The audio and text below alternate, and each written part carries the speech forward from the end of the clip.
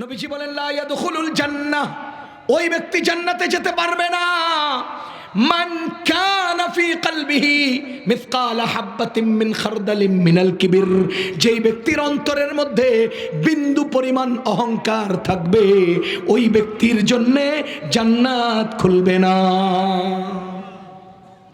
এবার বলেন তো, সালাম দিলাম, মহব্বত হলো, ঈমানও হলো, জান্নাতের গেটে গেলাম, ধাক্কা দেই, খোলে না কেন? অন্তরের মধ্যে অহংকার, এই অহংকারের বীজ রয়ে গেছে, অহংকারের দানা রয়ে গেছে, অহংকারের কবজা টাইট হয়ে রয়েছে। নবীজি বলেন লা ইয়াদখুলুল জান্নাহ, ওই ব্যক্তি জান্নাতে যাবে না মান কানা ফি কলবিহি, যেই ব্যক্তির অন্তরের মধ্যে মান কানা ফি কলবিহি মিসকালা হাববাতিন মিন খারদালিন মিনাল কিবির, বিন্দু পরিমাণ অহংকার থাকবে, ওই ব্যক্তি জান্নাতে যাবে না।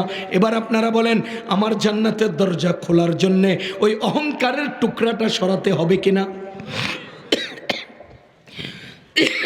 অন্তর থেকে অহংকারের টুকরা সরাতে হবে। এখন আমি হাদিস ঘাটি, আমি কিতাব তালাশ করি, আমরা হাদিস কোরআন খুঁজে অন্তর থেকে অহংকার দূর করার ঔষধ বের করলাম। দেব আপনাদেরকে? জোরে বলেন দেব। আমাদের নবীজি বলেন আল বাদিউ বিসসালাম বারিউম মিনাল কিবির, যে ব্যক্তি আগে সালাম দেয় ওই ব্যক্তি অন্তর অহংকার মুক্ত। একের ভিতর দুই, বলেন একের ভিতর। মহব্বত হবে কি দিয়া? অহংকার দূর হবে কি দিয়া? ওয়াও। সুতরাং অহংকারের জন্য, যেহেতু এটা ওষুধ, শক্তিশালী ওষুধ, যেহেতু এটা ভয়ঙ্কর রোগ থেকে মুক্ত করবে, এজন্য খাবারের আগে পরে ওষুধের সিস্টেম আছে না নাই? আমাদের নবীজি বলেন আল বাদিউ বিসসালাম, যে ব্যক্তি আগে সালাম দেয় বারিউম মিনাল কিবির, সেই ব্যক্তি অহংকার মুক্ত। এবার আসেন, আমি অন্তরে মহব্বত পেতে হলে সালাম দিতে হবে, অন্তর থেকে অহংকার দূর করতে হলে আগে আগে সালাম দিতে হবে। এই সালামের বদৌলতে জান্নাতের দরওয়াজা খুলে যাবে। বলেন, অহংকার থেকে মুক্ত হতে হলে কি করতে হবে? সালাম না আগে সালাম? মহব্বত পেতে হলে কি করতে হবে? সালাম দিতে হবে। মহব্বতের জন্য সালাম, অহংকার মুক্তির জন্য আগে সালাম। বলেন তো, মহব্বতের জন্য কি সালাম? বলেন, মহব্বতের জন্য কি সালাম? অহংকার মুক্তির জন্য কি? এবার আমি আপনাকে জিজ্ঞেস করি, আমি বক্তা সাহেব জনগণকে সালাম দিলাম না, আমি আইসা এখানে বসে রইলাম, জনগণ আমারে সালাম দেখ।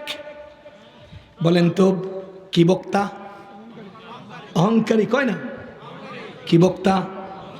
আমি ইমাম সাহেব, মুসল্লিরা আমারে সালাম দেখ, আমি ভাবসাব লইয়া গেলাম, কি ইমাম? আরে জোরে কোন?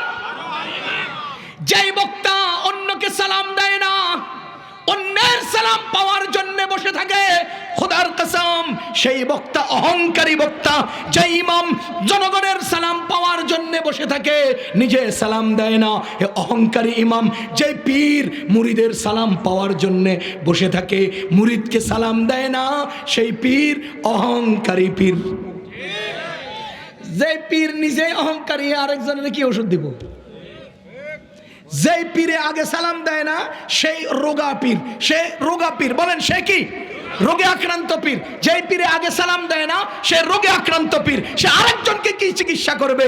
যদি কোনো পীর বলে, এই মুরিদ তুই আমার সালাম দিলে না কেন, আমি আল্লামাতুদ্দাহার, খোদার কসম সেই পীর অহংকারী, রোগে আক্রান্ত পীর। যেই চেয়ারম্যান জনগণকে সালাম দেয় না, জনগণের সালাম পাওয়ার জন্য খালি ভাব লইয়া বইয়া থাকে, ওই চেয়ারম্যান অহংকারী চেয়ারম্যান। যেই বাবা তার সন্তানকে সালাম দেয় না, সালামের পাওয়ার আশায় বসে থাকে, ওই বাবা অহংকারী বাবা। যেই স্বামী স্ত্রীর সালামের জন্য হা করে থাকে, ওই স্বামী অহংকারী স্বামী। খোদার কসম, যে আগে সালাম দেয় সে অহংকার মুক্ত। এবার বলেন, আমরা কি অহংকার মুক্ত হতে চাই? সবাই চাই, সবাই চাই। এবার কি করতে হবে? কে আগে দিবে? আপনি আর আমি, কে আগে দিবে? কে আগে দিবে? আমি, বলেন আমি। আমি আমি আমি জোরে বলেন, দুইজন একত্র হলাম, কে আগে দিবে? এবার বলেন, দুজনে একত্রে দিলে সালাম আকবর হবে না, সালামে সালামে ধাক্কা লাগবে, আকবর হতে পারবে না। সালাম কি হতে পারবে না? আকবর হতে পারবে না। আপনারা আলেম ওলামাকে জিজ্ঞেস করেন, সমস্ত হাদিসের কিতাব ঘুরে খুঁজে বের করেন, খোদার কসম সকল নবীগণের উপরে যিনি সম্মানী, আল্লাহর পরে যার অবস্থান সবার উপরে, জান্নাতে মর্যাদায় যিনি সবার উপরে, কবরে মর্যাদায় যিনি সবার উপরে, হাসরে মর্যাদায় যিনি সবার উপরে, অজস্র অগণিত ইলমের মালিক মুহাম্মদুর রাসূলুল্লাহ সাল্লাল্লাহু আলাইহি ওয়াসাল্লাম, যিনি উভয় জাহানের সর্দার, তিনি কখনোই পরে সেকেন্ড দ্বিতীয়তে সালাম দেন নাই, সবার আগে তিনি সালাম দিয়েছেন। তুই কয় নাম্বার পীর? তুই কয় টাকা দামের বেচা যাস? তুই কয় টাকা দামের পীর সাহেব? কয় টাকা দামের ইমাম সাহেব? কয় টাকা দামের বক্তা সাহেব? কয় টাকা দামের আলেম সাহেব? কয় টাকা দামের শিক্ষক? কয় টাকা দামের চেয়ারম্যান? যে মুহাম্মদুর রাসূলুল্লাহ তিনি সবার আগে দিতেন, তুমি বসে রইছ আরেকজনে দেওয়ার জন্য।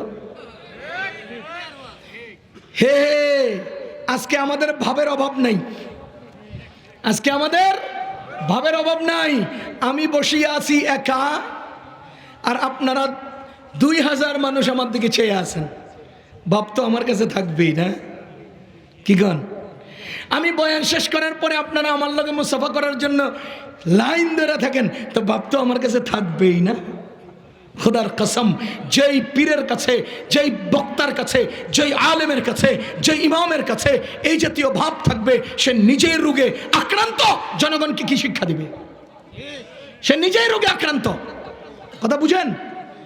সুতরাং অহংকার দূর করতে হলে কয় না আগে সালাম, অহংকার দূর করতে হলে আগে সালাম, আর মোহাব্বত তৈরি করতে হলে সালাম। এবার আমি সালাম দেব, আগে সালাম দেব, দুটো এট এ টাইম যদি করতে পারি, তবে আমার মোহাব্বত তৈরি হবে, ঈমান পূর্ণ হবে, জান্নাতের দরওয়াজা অহংকারের কারণে যে আটকে ছিল সেটাও খুলে যাবে। আমাদের নবীজি বলেন, তুমি সোজা জান্নাতে চলে যেতে পারবে।